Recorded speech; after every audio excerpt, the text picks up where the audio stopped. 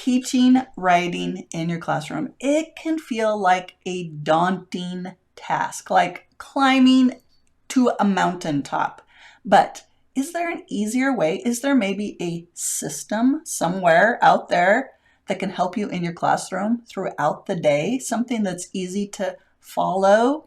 The resources are easily available? There is.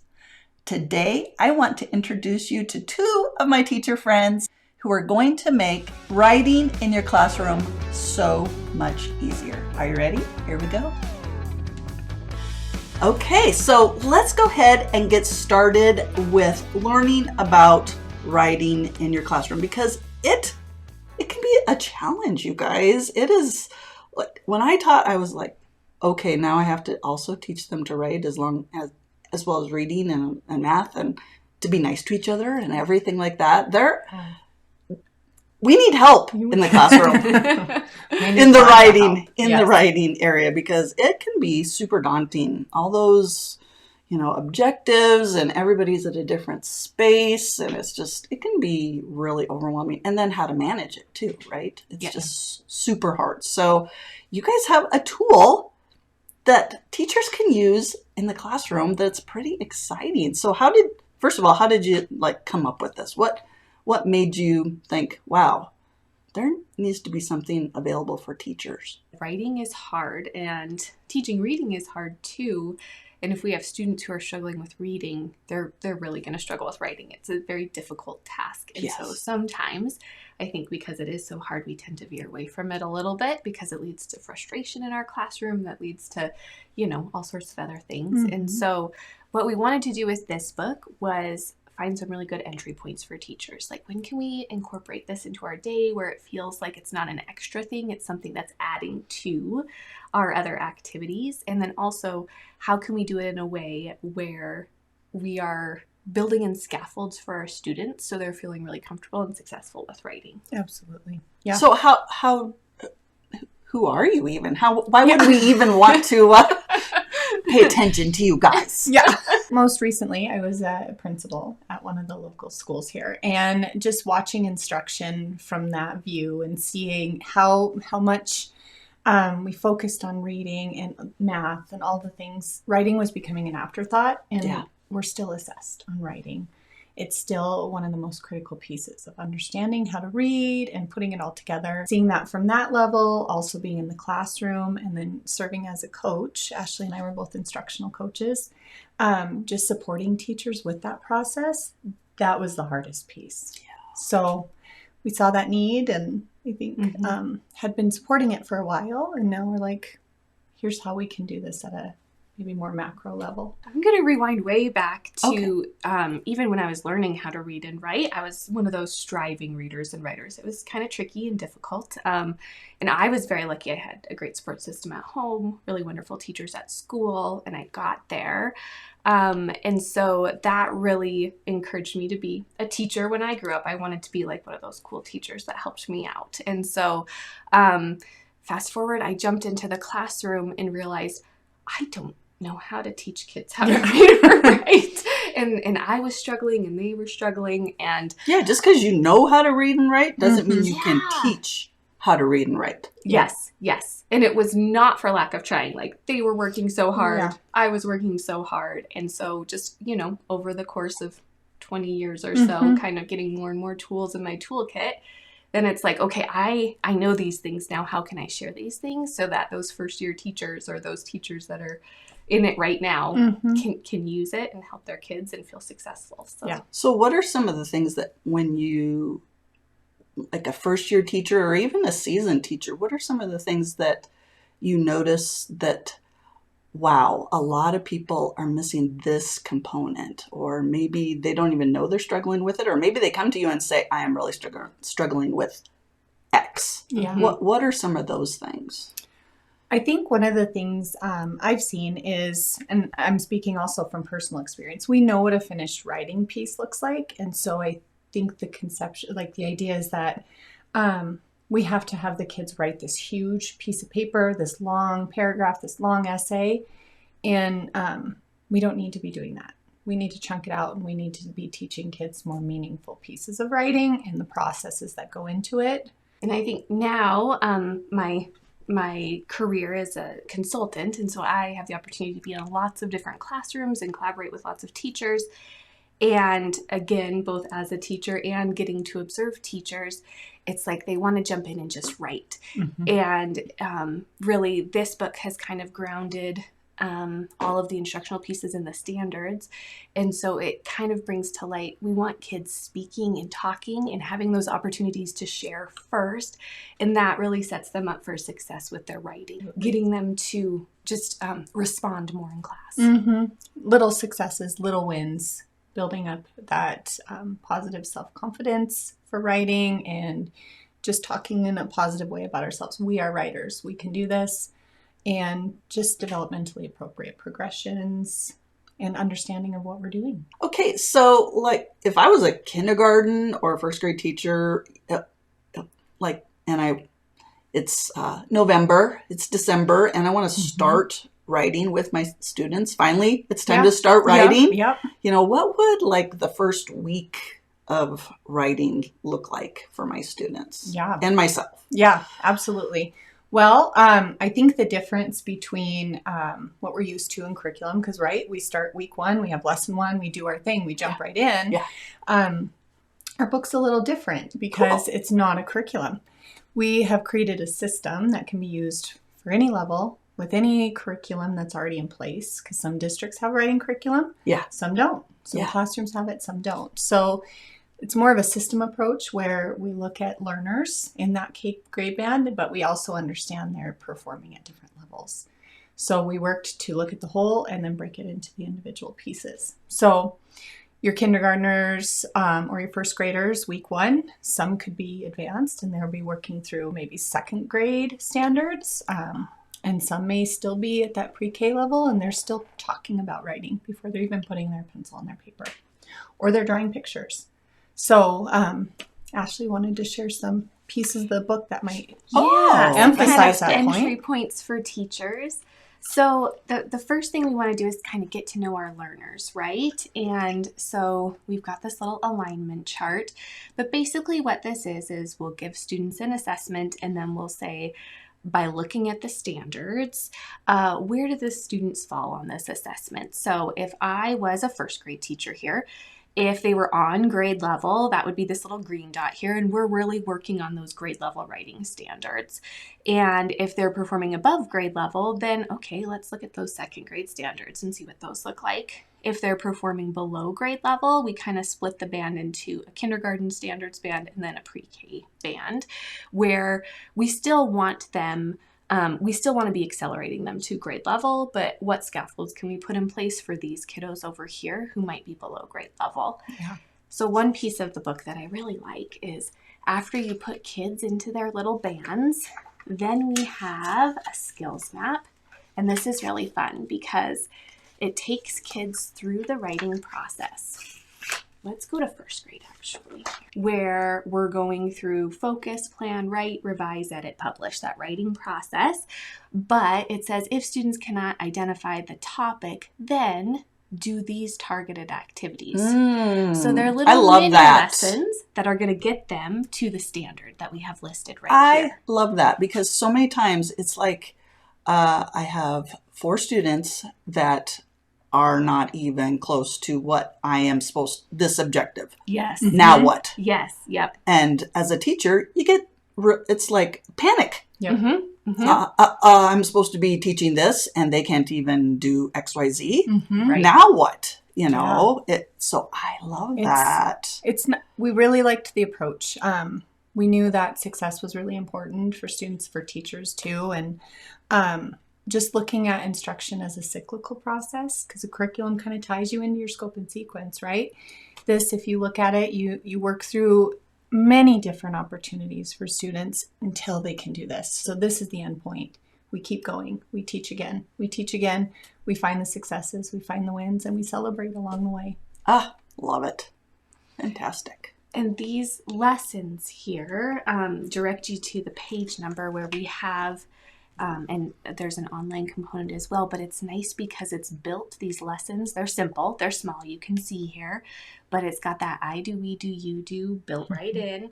And then also, especially if you access these online, any materials that you need, you can just print right online. So we know how busy teachers are, and one more thing can be a lot. Yes. They already do many things in a day. Absolutely. And so we really tried to simplify the process as much as possible for them. So it really, the little things add up. yeah.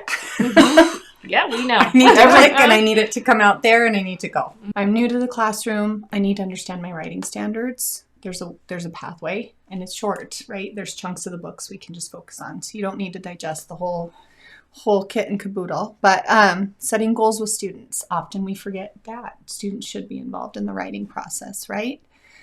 Small group instruction, whole group instruction, using an assessment to guide your instruction. So there's data-driven decision making in here.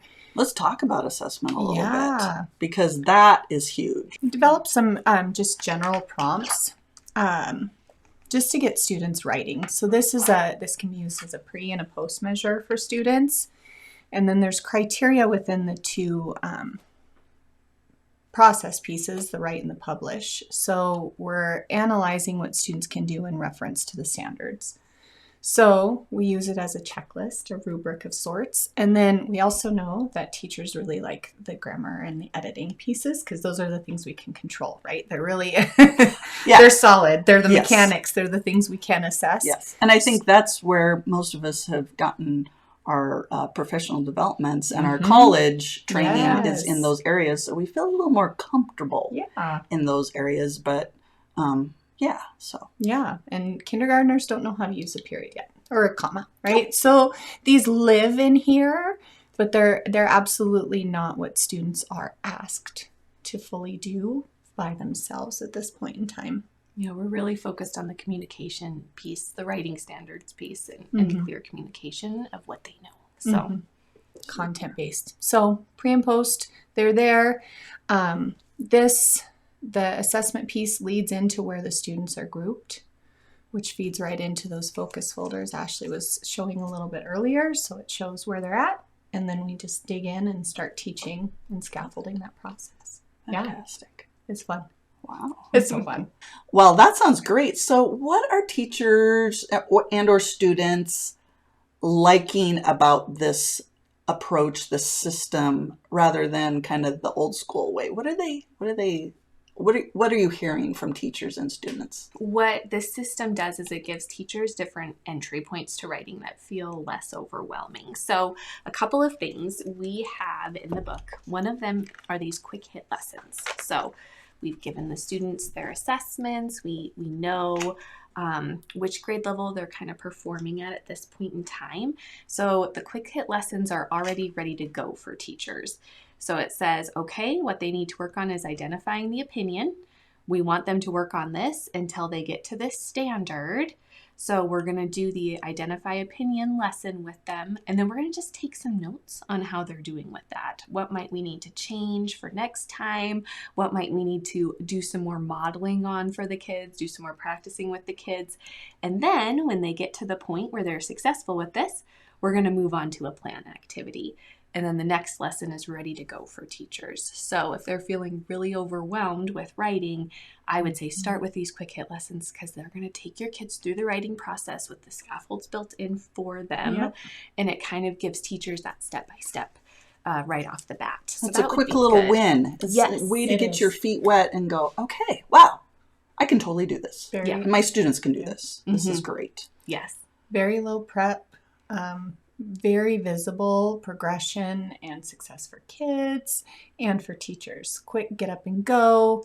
And then the lessons, the targeted activities are only meant to take like a small portion of time. So this opens up so many options in terms of how you use these. We're adapting. Yeah, what's like an average time span? Yeah, I'm not sure. How about kindergarten first grade? Well, developmentally, you get about 5 to 10 minutes of active, directed instruction, and then after that, we're kind of somewhere else. Switching it up now. Yeah, but I think it's getting lost, unfortunately, and writing doesn't have a lot of time dedicated. And I think the other thing that's happening is it's isolated. So we have writing here, we have reading here, and then we have all the other content areas here. So can this integrate into the other content areas? Absolutely. The targeted activities, there's a lot of writing in response to reading.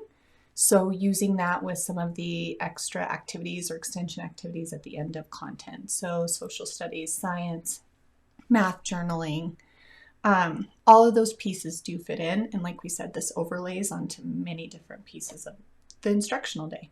We've built in, especially in the writing in response to reading targeted activities, kind of that process where we're getting students, especially students who maybe haven't been exposed to as much literature and heard that formalized writing, we're getting them opportunities to speak in that formalized writing. So, and the way we do that is through sentence starters. So we're asking a question, we're giving a sentence starter.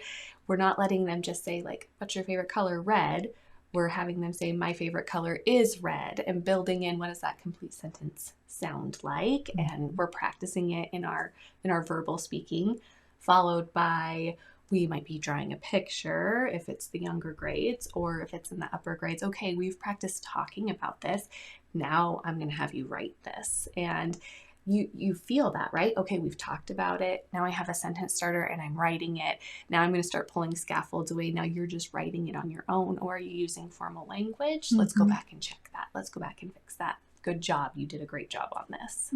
And synthesizing information too. Like oftentimes we do the reading in isolation, and pulling that and actually formulating the thoughts and rewriting it also does a lot for internalizing what they've learned. So extending that opportunity for students who may not have had that exposure, and just the practice, the repetition, and bringing all those components together so they're not isolated. Writing should span that whole school day. So this is why this book is valuable too, because it can lend itself to supporting all the different content areas. How do students set their goals? How do teachers know when the goals have been reached? I mean, what does that look like? Because that's pretty important. And I know from me, that's kind of the spot that I skipped over. Teach the skill, next skill, next skill, next skill. Right. And students are just kind of there, and they're just passive.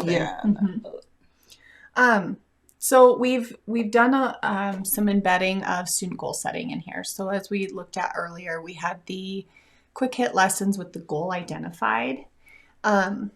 And so the students then, there's a few different templates online, but students are actively involved in the goal setting. They know what they're aiming for.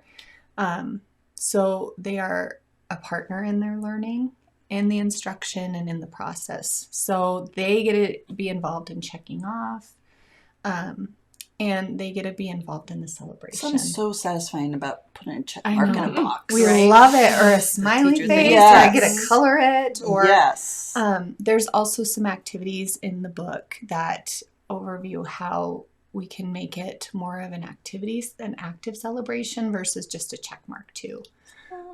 Yeah, well, as kindergarten, I'm in the presence of two beautiful kindergarten teachers, right? What happened when the kids did something? What did they want to do? They wanted to run up and be like, look at my paper, look what I did. So we had one teacher share with us that even though the students didn't have a finished piece, they were so proud of what they had done. They would sit up and they would talk, and then they would finish. This is how I'm going to finish my writing. And so they would talk about how they would. They verbalized their plan. Yes, they were doing that with their peers because they were so proud of it. Yes. So just that culture of writers and building self-confidence. One teacher too had the students' goals laminated, and she had them on their desk. And so whenever they were doing writing activities throughout the day, she's like, remember what your goal is? And I thought that was a great way to incorporate that goal setting throughout the day, but also everybody had a goal. So it kind of leveled the playing field for writing. Like everyone in the classroom's working on something different. Isn't that cool? So yeah. Wow, this is really fantastic. Where can people find more information? Like it's December and they're thinking, okay, I want to start this at the beginning of the year. How do they find you? What's out there for them? Yeah. Go ahead. Well, the website is www.strivetlc.com. Okay. And We'll put that in the description down below. fabulous. Thank you. So that would be where they could go to get the book. There's also some writing activities online that are free. Also the social media. I'll have you kind of talk more about the social media. We're on Facebook, we're on Instagram. Strive is just a company that really gives back to teachers, and we love and value our teachers. We want nothing more than for them to be successful. So lots of free resources all the time, fun posting. And then just a big shout out to the co-authors of the book. Ashlie and I are 1/3 of the authors. Yeah, there's a lot of names on there. There are. This was a labor of love, and writing's hard. It takes a lot of people. So a lot of minds went into this and a lot of pieces. And we just have a really beautiful product for people to use. So online is probably the best place to order. I think we have some professional personal handles, but Strive TLC is the best place to start.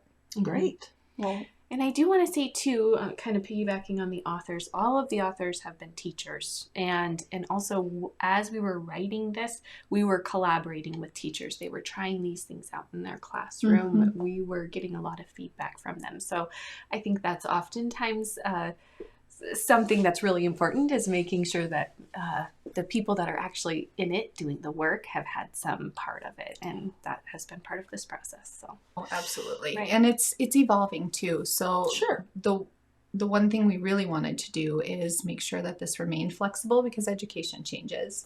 So there's an online writing community that comes along with the purchase of the book. So there's even more resources than we could. It took forever to put all those things together. There's a ton living online, and we just keep adding to it. So if a teacher gets stuck or needs some support or a question, or they can reach out, or too, it's collaborative. So a teacher tries something like, I think this could be made better by doing this, or they decide to share with us some of their successes, and here's a new idea incorporated. That can be added to the online community too. It's just going to keep growing and expanding. So it's not just the book. Nice. It's all the evolutions of it as well. Oh, fantastic. So great. Wow. Well, thanks for joining us today. And I will put all your guys' information down below in the description. If anybody has any questions or anything, you know where to find them. You can also put any of your questions in the description down below, and they will see those as well. Thanks for having us. Thank you. All right. Yeah. Thanks for coming. Well, I hope you liked that little interview. Again, their information is in the description down below. If you like this kind of video, this interview style video, go ahead and tell me in the description down below too, and I will be on the lookout for more teacher resources that I can bring to you. Remember, the creator of the universe loves you, and I think you're pretty amazing too. I will see you later. Bye-bye.